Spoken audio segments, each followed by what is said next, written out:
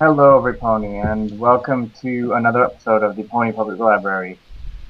Well, while we usually try to have our episodes be upbeat and happy, tonight we have a slightly different episode. On the 28th of May 2012, a fanfic author and a friend to the community, Ace2401, sadly passed away after a long-term struggle. Tonight, we are dedicating this episode to his memory. In a tribute tonight, we have several good friends of his who will be joining us in remembering him. Welcome Nagu360 and Sam Rose. Hello. Hi. What we're going to be trying to do tonight is, I don't know, every writer, it's safe to assume, would like for their writings to disseminate and be well known among the community, or at least to be read by many. It's The G-rated stuff, anyways. Yeah. yeah. Oh, and yes, of course that one. But so before that, for those of us who do not know him, how did you two know Ace? What did he do in the community besides writing fanfictions? Well, Yeah, I met him because he made he was upset with one of the alternate endings I had made to Silent Ponyville 2. So he made a fixed alternate ending to it that, it was one of the first times I got a gift out of the Silent Ponyville communities. Though it wasn't the first, it was one of the firsts. And I rather enjoyed it, and I threw it in canon because it was just like an alternate ending to an alternate ending, because why not? But you can really consider alternate endings canon, anyways. Yeah, well, it's canon to that particular alternate ending, if nothing else in honor of him. Trying to explain exactly how me and him got together is, wow, you would not find a more complicated issue there. It's this one of those strange things where you start out as enemies, but then grow into friends. It started with, this one, casual remark on this one. The first time I ever met him, I'll remember this because he later pointed it out to me, just to see how far we've gone, is that the first time I actually met him was on the comments on an Equestria Daily post for, I think it was, a pony music video of, the Book of Mormon. And I remember it laughing, just making a casual joke about, the whole faith. Not offensive, but geez, these people and all that. And I remember he got really riled up at me about that. And that was our meeting, essentially. Him yelling at me. Well, it is a bit. This began. Yeah, but then it wasn't until really that, we started we both met out of the comments pretty much to the Silent Ponyville series. Again, Sam, you crazy man, you. It was complicated. I still can't remember all the details, but I do remember that we eventually got to talking quite a lot. I think it really didn't start, getting a friendship relationship until I remember, the first sign, the second Silent Ponyville hadn't come out yet, and he was saying, of course he'd played Silent Hill 2, I hadn't, and he was like, oh man, you gotta do, it's like, but yeah, you can guess, a total fan gush, and, when I mentioned that I wasn't playing it, and I just read it for what it is, and I remember him pretty much hand holding me pretty much the entire installation process of the game, because Silent Hill 2, from a technical level, is perhaps one of the oh my god, it does not take well to modern computers at all. It devours CPU like no tomorrow. But yeah, that was a long and complicated process, and I remember him having to handhold me through that entire thing, and I think you just don't go through that sort of thing without, being at least moderately grateful to him. And gratefulness, it just progresses from there and just went on and on from that, It's one of those funny things. I see. what do you two do as well? I mean, Sam, you're the writer of Sam and Ponyville, but Nagu, what do you also write fan fiction then? Yeah, recursive fan fiction. Mostly. I have some other stuff that are completely unrelated, which are pretty much only idea sketches right now. Of course, they're Grimdark crossovers. I don't know why I'm gravitated towards those, but I don't know. I guess I find something really appealing about the whole, contrast between like idyllic and non-idyllic, which isn't terribly surprising considering the like at least three-quarters of the cycles of fiction, like romance, horror, tragedy, and all that. Half of them, at least half of them, probably three-quarters, revolve around going from either a good place to a bad place or a bad place to a good place.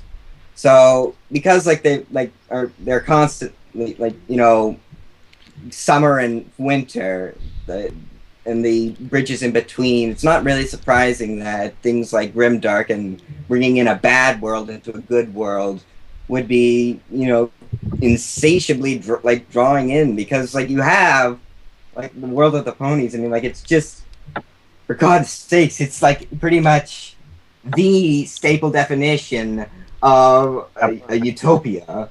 Yeah. But it's funny because even in Utopia, as many of the episodes show, things still go wrong. Not everything is all primroses and things. I mean, just right outside the borders of the town, you've got a bunch of eldritch abominations, practically. I mean, and the whole Gates of Tartarus thing, and the fact that you have monsters rampaging through the town every other episode. I mean, it really does go to show you that, exactly how fragile everything is, really. I mean, how,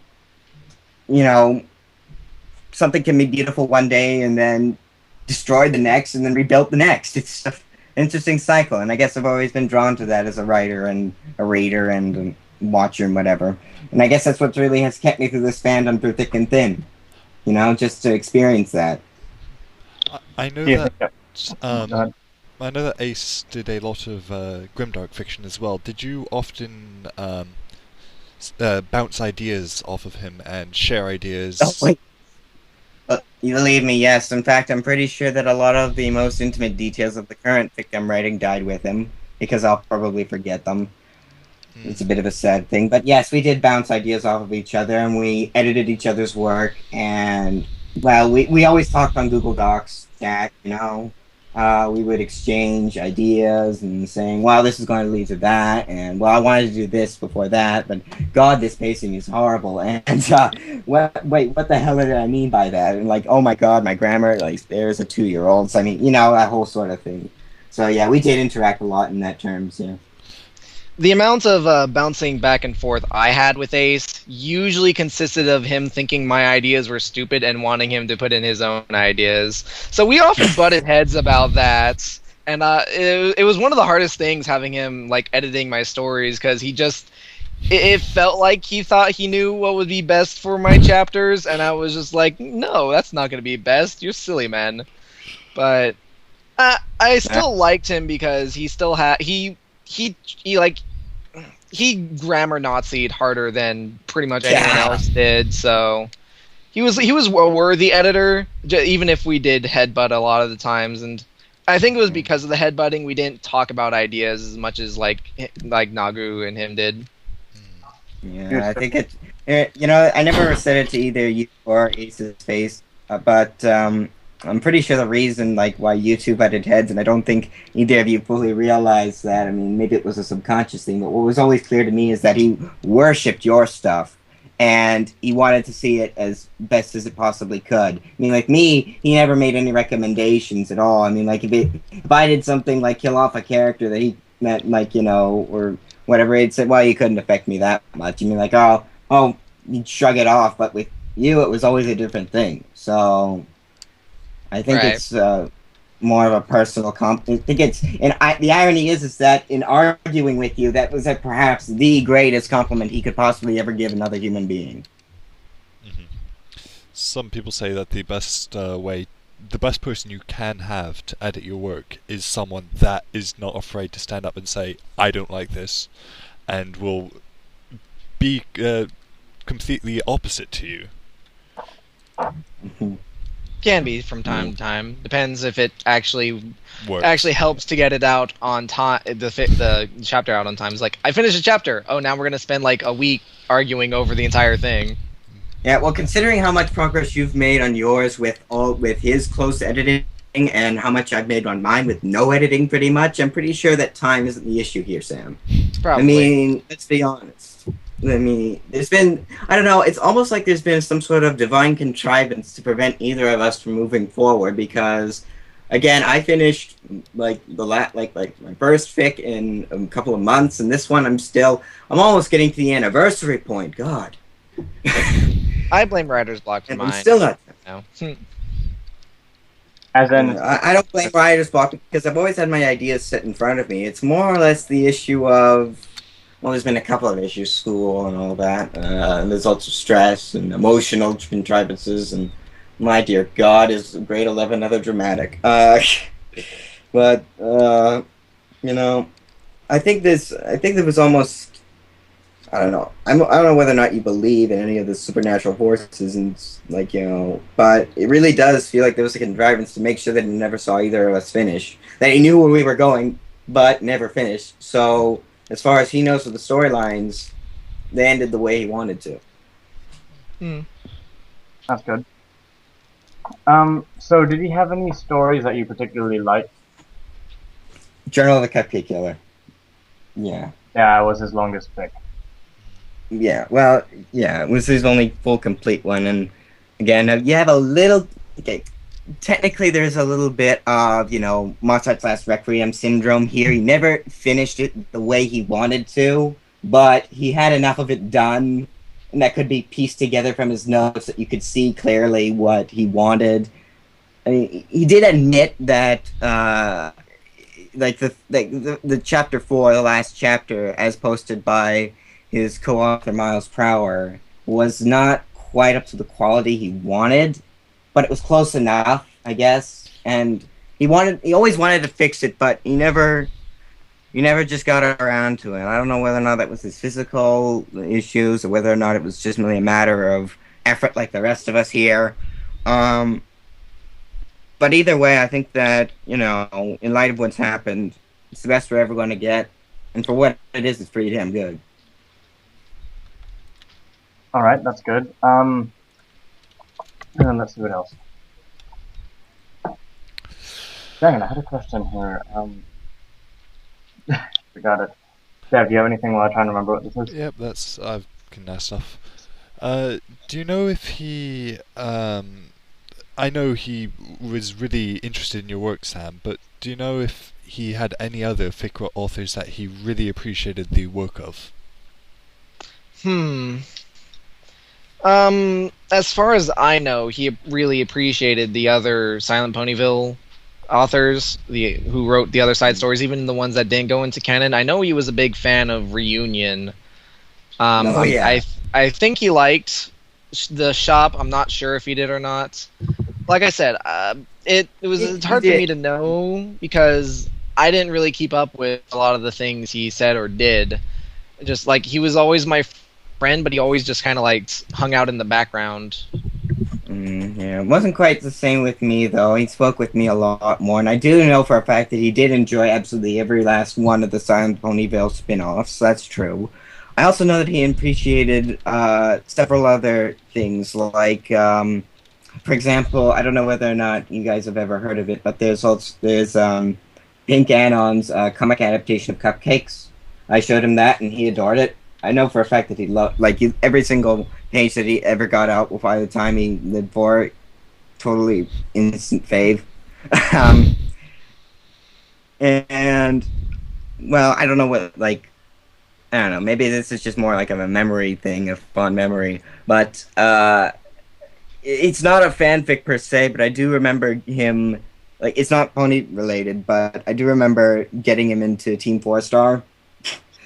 You know, the whole Dragon Ball Z abridged parody, and through that, he actually got addicted to Dragon Ball Z itself. Yeah, I guess it's not terribly surprising considering he must have been spending a lot of time in the hospital so he probably had plenty of time to devour through all those seasons, all the filler. um, but yeah, those are just some of the things I remember him getting into. There's probably more if I went through my Skype chat logs, but I could probably find something. Oh, so you shared a few fandoms with him. Yeah, quite a few. What else did you like besides ponies? Metal music. Very into metal. Lots of, like, you would frequently, like, sometimes you just post me a link to this one music video. You have to see this. Like, maybe the lyrics even just to a single song or whatever, like, that was particularly appropriate. And I suppose that one's less surprising considering that, as any, like, authors ever used oddly fitting lyrics for their works. I mean, it's funny, if you listen closely to the words of like a lot of songs and you put them into a different context, it's amazing how many different things a song can say, but it's completely different depending on the context and what images you put behind it. So he was really into that. He really loved a lot of he was mostly into metal. I remember him listing Dream Theater as his favorite band of all time. Pretty much worshipped the guys and the ground they walked on. Listen to a lot of fandom stuff. Can I probably think of more. Can I interject here and ask? Okay, Yeah, sure. from what you're portraying, he's a lot into this metal. He's a lot into grimdark. Do you know what attracted him into the light world of ponies? Because it's quite a major change, having someone that's interested in that sort of stuff, and then also really enjoying the lightheartedness and softness of ponies.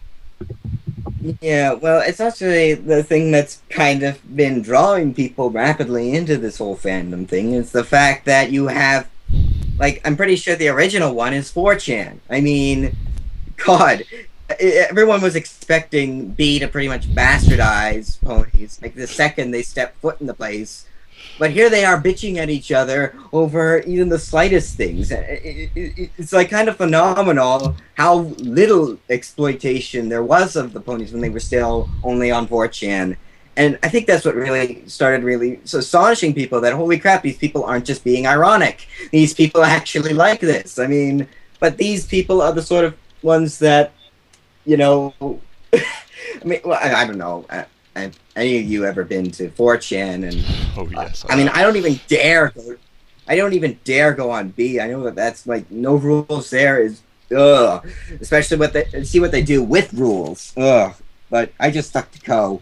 But the sheer fact that, you know, they would tightly regulate themselves there, I mean, okay, not tightly. I mean, there was certainly, as any of the pony thread simulators will tell you, fortunately there's real, but there's always one or two. It doesn't matter. You'll find that in absolutely any single fandom. But the surprising thing is how very little Happy Tree Friends effect there was. There was not a lot of bastardization of it. And that's what really astonished people. And you gotta think, holy crap, why are they treating it as something so precious? It's just, you know, it's My Little Pony, for God's sakes. I mean, you wouldn't expect something like that to appeal to people that, you know... But it just did. How do I put this? Assemble in large masses protesting Scientology wearing Guy Fawkes masks in reference to V for Vendetta. I mean... it's just that sort of contrast. It just like you see them getting along together. It's like lion and lamb syndrome, you know? I see. Oh, I guess if you want to know why Ace got into it, I'm pretty sure you may as well ask anybody else who's into that heavy death metal stuff. Like, just look at, for God's sakes, Andrew WK recently came out as a brother. Oh my God. Just, oh my God. Have you heard any of this man's songs? I mean... Yeah. Hell, one of his songs was used as the background music for that one Cupcakes animation, and for God's sakes.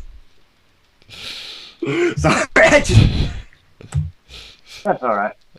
That's probably how good. Okay, I'm good. I'm good.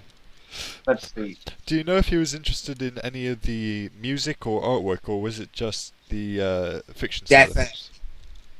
Very much. He'd get me into things, I'd get him into things. We shared, we laughed, we talked, yeah, you know. The whole 9 yards there.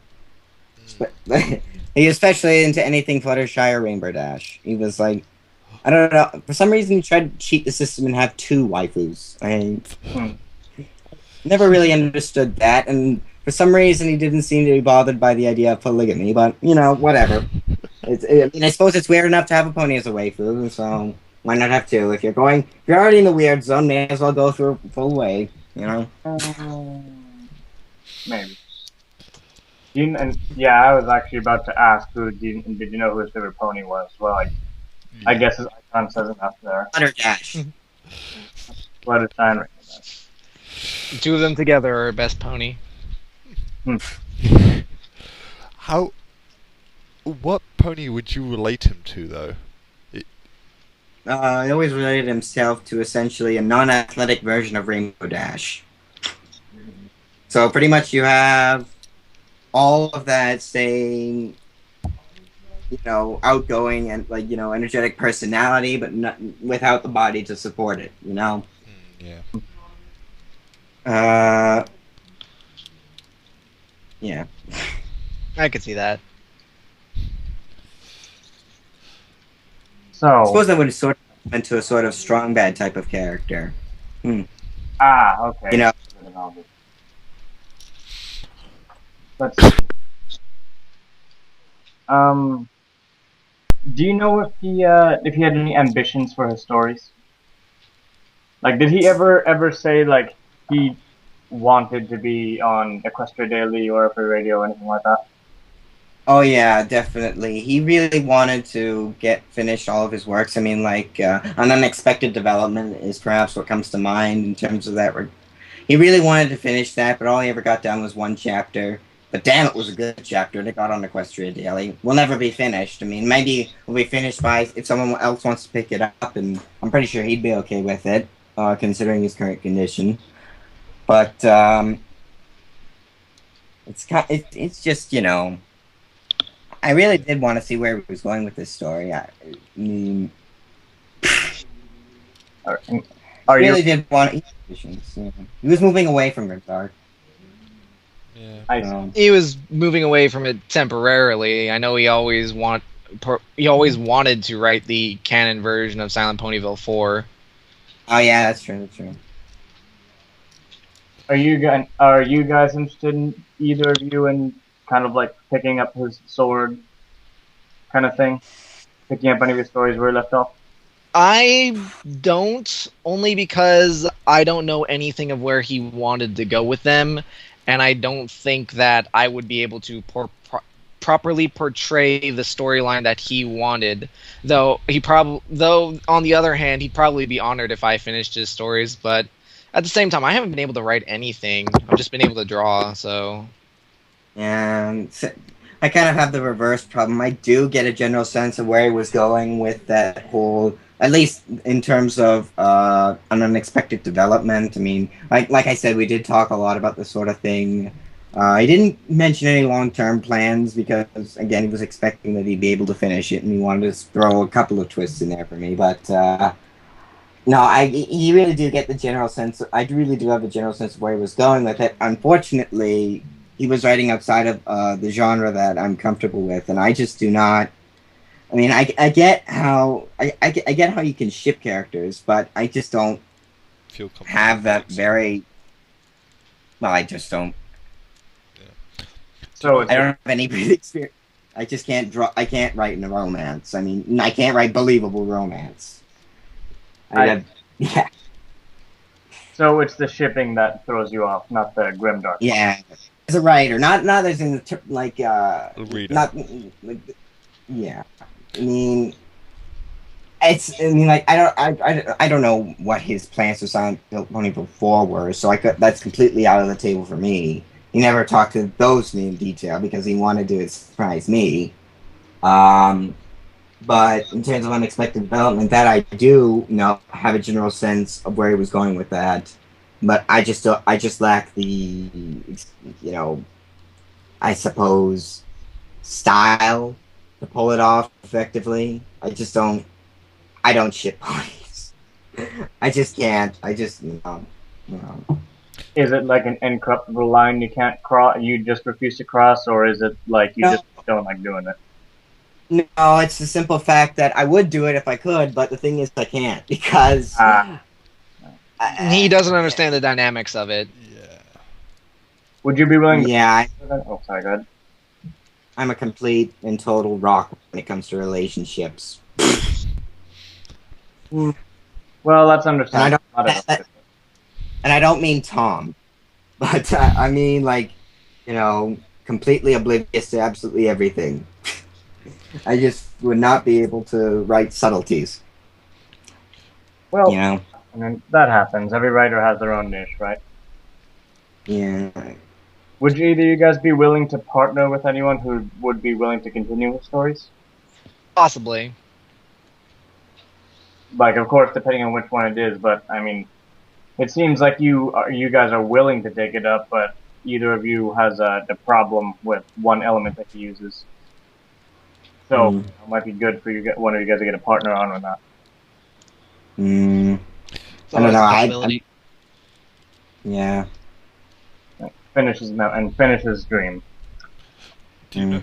Tonight, hopefully, we'll be getting on Everfree Radio and Equestria Daily, and that should count at least a little bit for him getting on there, and he'll certainly get more viewers and watchers for it. Well, not watchers, but more viewers. Do you know if he had any sort of requests that he wanted completed? Oh my God, he was perhaps the most shining example of an optimist there ever was, and I'm pretty sure his last journal entry kind of shows that quite explicitly. He would never have a request. He'd always say that he's going to get around to it. I guess he yeah. And he seemed to be a very upbeat person in his last days. Always thought this thing to the end. Yeah, it's what makes him, like, the memories of him great, but it makes honoring him post-mortem difficult. Yeah. I see what you mean.